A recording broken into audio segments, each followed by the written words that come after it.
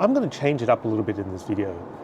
Last week, about this time, I made an unboxing video about a new product that I purchased off a Kickstarter. And it got me thinking, like, you know, when you do unboxings and product reviews and stuff like that, you basically open the box, you show the audience what is in the box and how cool it is when you get it, but you don't really give them an idea of what it's actually like to use, because a lot of products look really cool straight out of the box, but after you use it for a week or two or whatever, you start finding little chinks in the arm and you find faults, some of which are minor and some which you can deal with, but sometimes you just come across big faults and things which would actually become deal breakers, but you don't get to mention that because you've just made that unboxing video for your first 5-minute impression of a piece of tech. And in this video, I'm just going to turn that all upside down, because once you've listened to me talk now, I will go back and run that video that I made last week, which was the unboxing, which was the product review. But this portion of the video, I just want to show you my impressions of this device a week after I bought it, and whether it's actually any good, and whether all the stuff that I said in the earlier part of the video actually still true to this day. So what is this tech that I purchased off Kickstarter? It's this thing. This is called an AirSpot. Basically, this is a very, very portable CO2 monitor. And as you watch the rest of the video, I'll go into the specifics of why a CO2 monitor is good and why you should get one. But in this short part of the video, I just want to tell you a week later whether this thing is actually exactly what I made it out to be in the initial product review, or whether it's better or whether it's worse. Basically, the premise of this compared to the AirSpot 4, which I've always been saying is the gold standard for CO2 monitor, is that this is super portable. This thing came as a Kickstarter programs. I pledged May, something like that. So it's been 5 months. Finally got it a couple of weeks ago, and I've been testing it for the whole week. This is the device. This is the carry case that you have to purchase in addition to that. And basically, it only has one button, and you press it, and it tells you what the CO2 reading is right now. I've set it so that it updates every 3 minutes. Having used this for a week, I can tell you that this has maintained a relatively accurate level of monitoring compared to the AirSpot 4. In terms of using this daily, what I do is, because it's got a clip here, I can clip it off my pants at work, and I can clip it onto the backpack, so it's very portable. You're not likely to lose it. Remember, however, that it is not water resistant, it's not trauma resistant, so if you get this wet, or if you bash it against something, or if it drops, it's likely to break. So be careful that it is quite a fragile piece of equipment. The battery life of this thing I have found to be exemplary. Set on updating every 3 minutes. This thing would easily last 3 to 5 days. It charges really easily via USB-C, and here's the first obstacle that I found. This device comes with an AirSpot branded USB-A to USB-C cable, and it charges perfectly well. However, in my experimentation so far, when I use any other USB-A to USB-C cable or a USB-C to USB-C cable, the charging is not so good. It still charges, but what happens is with these other non-proprietary cables, which is a bit disappointing, and maybe I just haven't tried enough of them, but with the other USB-C cables that I have lying around the house used to charge different devices, I find that while this device charges, once you've plugged it in and you've charged it, the screen never goes off. And the only way you can actually turn off the screen is to actually reset the whole device. Now that's a pain in the butt. I don't understand why, but all I do know is that whilst it charges, somehow it messes up with the software so that it doesn't no longer have that function where the screen turns off. And you can have a setting on your app so that the screen stays on, but obviously that's going to drain a lot of battery, and it's designed kind of so that every time you want to look at it, you press it and activate it, and the screen comes back on. I don't know that there's a workaround of that at the moment, but all I do know is that the existing legacy USB-C cables I have for other devices, whilst charges this device, it actually makes it crap in that the screen doesn't turn off. The second thing I found is you never want to use this button to change any of the settings on this. And as I will go through in my main video, you use your app on your phone to control everything. You don't want to touch anything with this device apart from just pressing it to see what the number is. And here's a second issue that I have found, which apparently is going to be sorted out in a future software update. In the AirSpot app, there is a graph which tells you a trend of the CO2 levels. But currently, the only time that the graph updates is when you press the button on the AirSpot. So it's not a continuous every 3 minutes, it kind of transfers data via Bluetooth to the phone. It actually doesn't. Basically, if you only press this button once, in the day, you're going to get one reading. And I think that's ridiculous. And hopefully I've been promised that that will be addressed in a future software update, which can't come soon enough in my opinion, because it renders this thing almost useless. Because like, you want to be able to tell on a graph the trend. So you want to be able to have some idea. The whole thing that I've mentioned in this video later on is that these devices do not prevent you from getting sick. They don't prevent you from catching anything, but it's a risk mitigation device.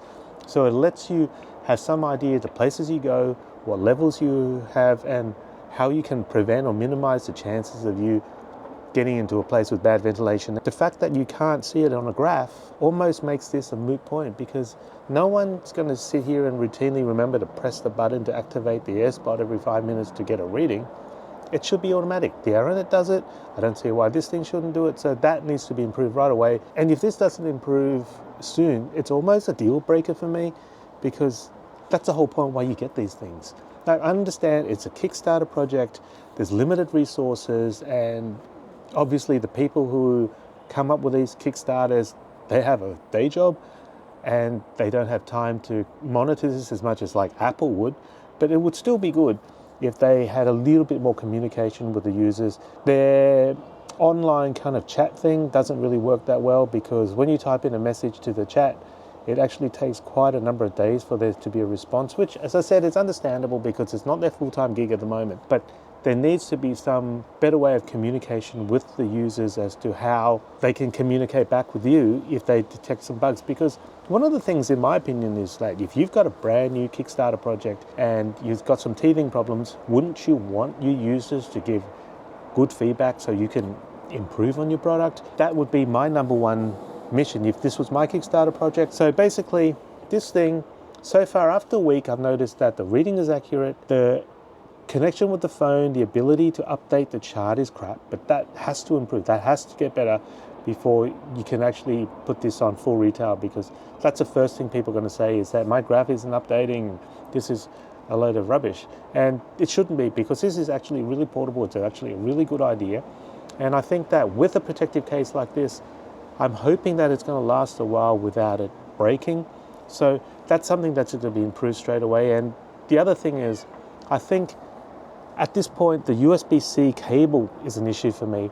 There is no current way of purchasing another USB-C cable that is dedicated to the AirSpot, because it's not on their website. The fact that you have to kind of reset your device every time you use a different cable because it no longer allows the screen to turn off, that's got to be a software bug. That's got to be fixable, because every time you reset it, you have to go through the rigmarole of connecting the device back to your phone, and sometimes the Bluetooth is a bit glitchy, and I'm not blaming AirSpot for that, because Bluetooth is sometimes glitchy. I sometimes can't even get my AirPods Max to connect to my Apple device easily. These things have to be low friction. That's my opinion. The people who are going to buy this device are going to be people of much varying ages, and there are people who aren't going to be tech savvy. They're not going to want to spend their time actually trying to figure all this stuff out. So it's kind of got to work. Hopefully AirSpot will do the right thing and continue to rapidly improve, which is otherwise a pretty cool product. I'm not here to bag them out, because I actually think that this is a really neat device. I really like the portability of this thing. It's actually quite cool. But it has to work properly for it to not only just be something to show off. This actually has to be something that works properly and easily and relatively bug-free, so that we can actually use it in our everyday lives without having to think twice. Because once it happens, once you have to start doing all this stuff and keep updating it manually and all that stuff, people are going to give up and people are going to stop using it. Yes, it's fine because they've already bought your product, but people are actually going to stop using it. And what is the point of making a product like this if people don't want to use it? That's the end of this part. Now let's wind back 7 days and go and watch the unboxing video. See you later. Bye. So let me just start by saying this video is not about COVID. Hey guys, it's Derek, and in this video I want to show you a brand new product that I just received in the mail. In fact, I'm really excited about this. It is the first and only Kickstarter that I've ever put money in. The reason I did this is, number one, is it looked like an interesting product, and also I used to work with a person who heads this project. So without further ado, let's get on with it. As you guys probably have seen in the past, I've got this AirSpot 4, which is the gold standard in the industry of CO2 monitoring. And Like I said at the start of this video, this isn't about COVID. This is about keeping the air fresh, making sure that you're in a safe environment where the place you are is well ventilated. It prevents you from getting any respiratory viruses. It prevents you from just getting sick from inhaling people's fumes. And one of the things that we often neglect or often forget is that when we're driving in the car, whether it's just by yourself or whether you have a family or group of people in the back, if you've got all the windows closed and you have the AC on recirculate, the air you breathe, pretty soon, I'm talking about within minutes, the CO2 level rises. And what happens when the CO2 level rises? You start losing your ability to make sensible, logical, reflex decisions. And one of the problems is when you're driving a car and the CO2 level is going up, you start getting drowsy, you start getting dopey, and if you fall asleep in the wheel, you know what disasters await you. We've seen and heard of numerous horror stories of people falling asleep in the wheel because they're tired, and part of that is because the CO2 levels in the car is really high. So we're trying to mitigate all of this, and this AirSpot 4, whilst it's great, it is reasonably portable, but this new thing is even more portable, and I'm just going to show you right now. So I'm super excited about this package from AirSpot. This was a Kickstarter project which has been in the works for a number of months, and I'll actually have a look at a sec in my phone to see when I actually pledged this project, because it's been a few months. And let's see what's in the box. We have this, and we have this. This is an AirSpot personal CO2 monitor, and this is a clip-on carrying case. So I backed this project right back on the 30th of May this year. So it's been almost 5 months, and I pretty much paid for it and I've forgotten all about it. The money is long taken out of my credit card. And basically this arrived in the mail just last week, and I'm very excited to show you what it is. AirSpot CO2 monitor. This is actual size, so that's cool. That's not very big at all. There's a app that you can stick on your phone, similar to the AirSpot 4, which helps you control the settings and view the data and stuff like that. So it comes with a quick start guide, some AirSpot stickers, and a big one. Basically, this is a USB-C charge device. You don't need to swap out batteries like you do with the AirSpot 4. It's got all this stuff. It tells you how to charge it, how to calibrate it, how to factory reset it, and all this kind of stuff. That's how tiny it is. That is super small. Kind of looks like a tiny iPhone. It comes with that, and it comes with a USB to USB-C charging cable. And on top of that, I purchased this carrying case, which is a clip-on one, so you can hang it off your backpack or off your jacket or whatever. It's just like a rubberized case. It's pretty cool. It's got a little clip on it, so yes, you can clip it onto your zipper even if you want, and that kind of sits in there. So I think we should set this up together. The thing about any of these CO2 monitors, as I've mentioned in a previous video, not the AirSpot 4 one, but a different one, is that I bought some cheap, shitty eBay CO2 monitor, and it was the world's most inaccurate thing. It was just a complete scam. When this thing was reading 2000, the other thing was reading 500. When this thing was reading 500, the other thing was reading like 2000. It was completely inaccurate. It didn't use the appropriate technology. Basically, it was literally a scam. It was just guessing, and it wasn't actually using a correct sensor. Basically, it was a piece of crap. And I actually ended up getting a refund for it, which was good. As I read through the instructions, I don't know how much charge there is on this thing. A single press turns the AirSpot device screen on. So let's see if there's any juice in this thing. Obviously not. So I'm gonna go and get a battery pack thing so I can plug this in and continue the demonstration. So I'm back. I'm gonna clip my microphone back on, get myself back together. So I've got a battery pack. And I'm going to just plug it into the AirSpot. Hopefully it juices it a bit and allows us to set it up. No sign of life so far. You can see the difference in size of these two devices. Which one would you prefer to carry? So what I'm going to do is I'm going to change the cable over. Apparently you have to use a USB-A to USB-C cable, which is the one that they've included. Let's see if that makes any difference in terms of being able to charge this thing. So like I said, as I'm trying to figure this out, like I said, this review is not so much about COVID. It's not a review about any respiratory virus in particular. It's just a matter of finding ways for us to, oh, now it works, now it's on. It needs this cable. It's just us finding ways of kind of making sure that the place we're in is well ventilated. It doesn't prevent, just remember that if you're in a well-ventilated room or if you're in a well-ventilated outdoor space, it doesn't prevent you from catching any respiratory virus which is spread by droplets. But what it does is it allows you to make informed decisions as to whether you think it's safe to be in there, in the company of people close by, without having a mask on. And this is exactly what I want to do, is I just want to have the tools with me so that I can make informed decisions. In terms of the calibration, it says here, it automatically recalibrates itself to the lowest CO2 level it is exposed to within a week, assumes it is in fresh air at least once. You can manually recalibrate it. Right now it says here it's 484. The thing about CO2 monitors is that there's going to be some variability, but what you want to do is you want a trend that's accurate. So you're not going into a room or an aircraft or a car where the CO2 monitor says 500, but in reality it's 2000 because the thing sucks. Whether the CO2 level is 500 or 510, moot point, it doesn't matter. It's about being reliable and accurate, and I'm hoping that this is where the AirSpot is going to be comparable to the ARANET 4. So I just want to try and remind myself how much this actually cost, because I actually don't remember, because it's been so long ago that the money's been taken out of my account and I actually don't remember. So my pledge, according to Kickstarter, was $162. So it was $155 plus $7 shipping. So $155 includes the AirSpot and also this cool carry case. There's an app here called AirSpot. I have to try and hook up this device. So it says here, pair new device. So I'm going to the pair new device, allow AirSpot to find Bluetooth devices, so I'm going to allow. So basically I want to run through the setup of the AirSpot. Right now, because I'm charging, I've got it connected to a power bank. This is a little AirSpot device. You press it once and you see this screen. If you follow this manual, all you have to do is double click through the menu until you get to the Bluetooth symbol, and then you click it once and then the Bluetooth thing turns white. And then when you open the AirSpot Health app on your iPhone, it gives you the option to connect, and it'll ask you for a security code, which is on your AirSpot. You type it into your phone and voila, it's connected.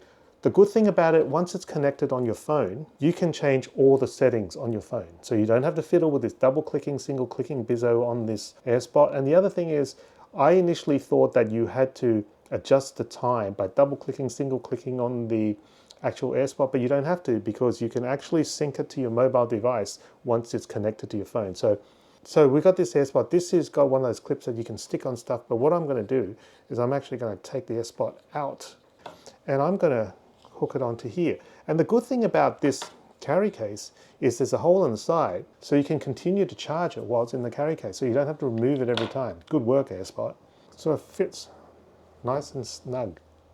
And the charging cable goes right in there, so it's continuing to charge. So you can basically clip that onto anything and have it out with you, and it gives you a good approximation of what the CO2 levels are. Now, in terms of the accuracy, I'm still waiting to see the difference between this one and the ARANET.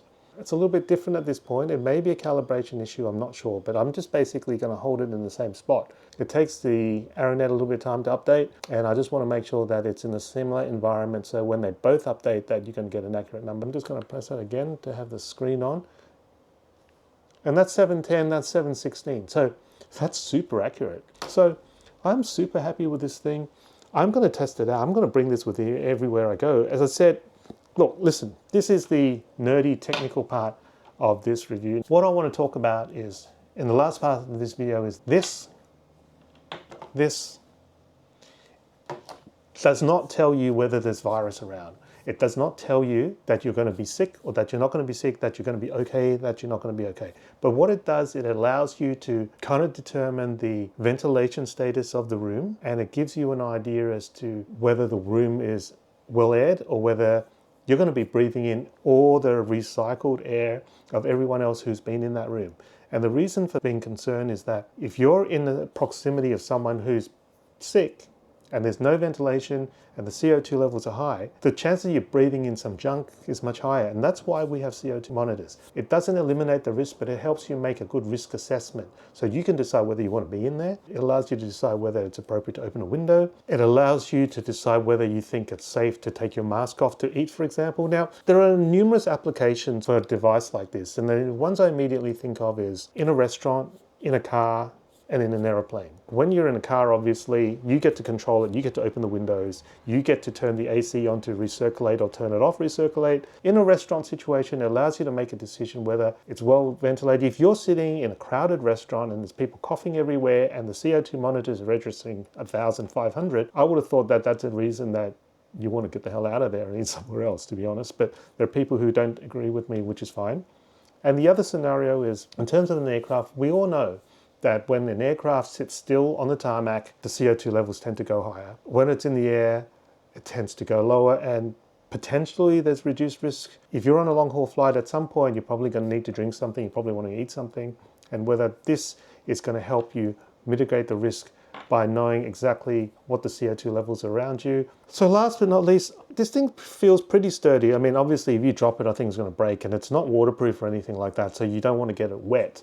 It says on the manual here that it can withstand minor splashes but is not waterproof, and submersion would damage it. Avoid prolonged exposure to direct sunlight because it might damage the screen. And it also even tells you here, it says AirSpot is not a medical device, indicates CO2 concentration which can warn of poor ventilation. Good ventilation can reduce the risk of disease but not eliminate it. So it's exactly what I said. It's just another tool, another thing in your arsenal for you to make informed decisions as to whether you think it's safe to be in this particular place and whether you want to mitigate risk by putting on a mask, opening a window, or getting the hell out of there. That's it for this review. I don't know that I'm going to use this bracket very much, but I'm definitely going to use this portable carry case because I think that looks really cool. And no one even knows that you're carrying it. The battery life of this thing, up to you to make your own decision. You don't have to do anything that I suggest here. You don't need to do anything to mitigate your risk because you do you. And we're in this society now where basically everyone's just doing whatever the hell they want. And I feel like if I can keep myself and my family safe just with something this small, why not? Anyway, thank you for watching. Like and subscribe, and I'll catch you in another video. Bye.